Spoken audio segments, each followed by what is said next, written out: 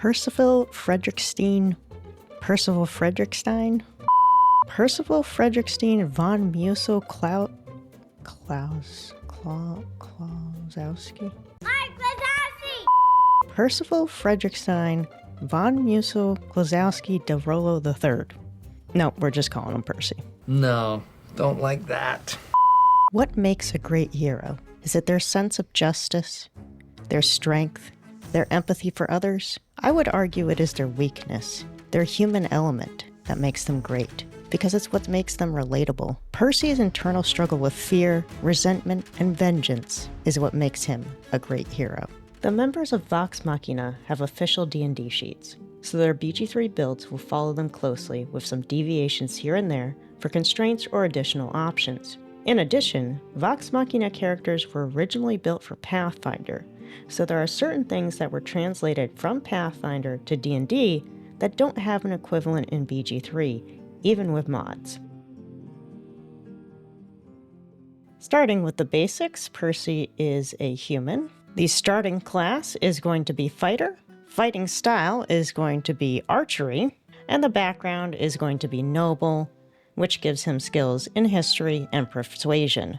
The ability scores are going to look very different from the official build, as Percy's scores are unobtainable in BG3, so we're going to be lowering his strength and intelligence scores to give more room to focus on dexterity. So we're going to take strength down to 8, bring dexterity up to 16 with the +2 modifier, bring con down to 14, bring intelligence down to 8, bring wisdom up to 16 with the +1 modifier, and charisma to 12. You can get around the low intelligence score very early on in the game by picking up the Circlet of Intelligence in Act 1, which will bring intelligence up to 17.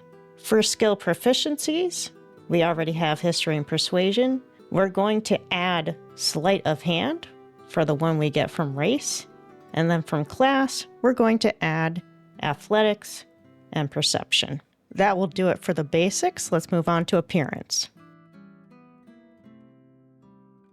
For appearance, we need to start with body type 2, and the closest voice for Percy's, and basing this off of the show, would be voice 5. Now, the face that we're using requires a mod. It's called the Heart's Head mod, and it is the chorus face or head. The skin color is going to be blush tone 3.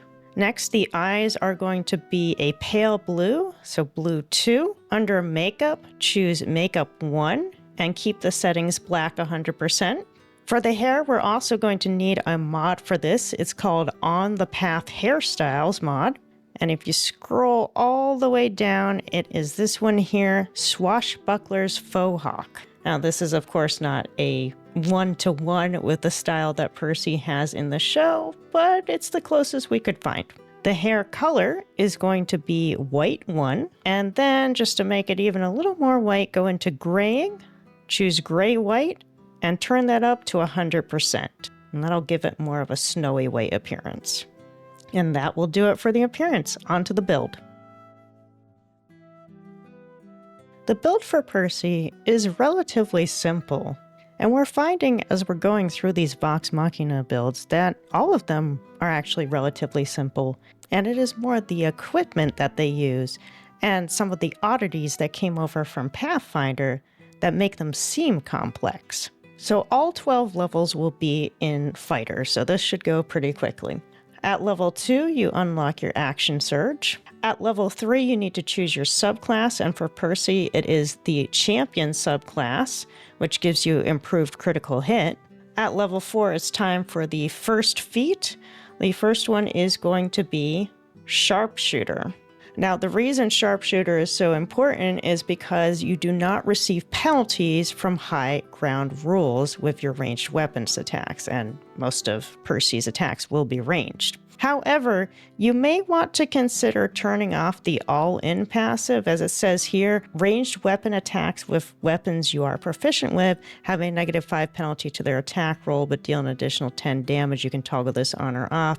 You may want to toggle that off. At level 5, we're just unlocking the extra attack. At level 6, you can get a feat here as well for fighters, and we are going to take Magic Initiate Warlock. Now, in the official build, this feat is not taken until level 12. However, in this BG3 build, we only have 12 levels that we're working with. So we are going to take this at level 6 for roleplay purposes and so that we get access to Hex earlier. And speaking of, Hex is our choice for the spell. For the 2 cantrips, we're just going to go with what's on the build here, which is Friends and Minor Illusion. At level 7, you unlock Remarkable Athlete Proficiency and Remarkable Athlete Jump. At level 8, you get another feat. And here is where we're going to start building up the dexterity. So we're going to take ability improvement and add a +2 to dex. At level 9, you just unlock Indomitable. At level 10, it's time to choose another fighting style.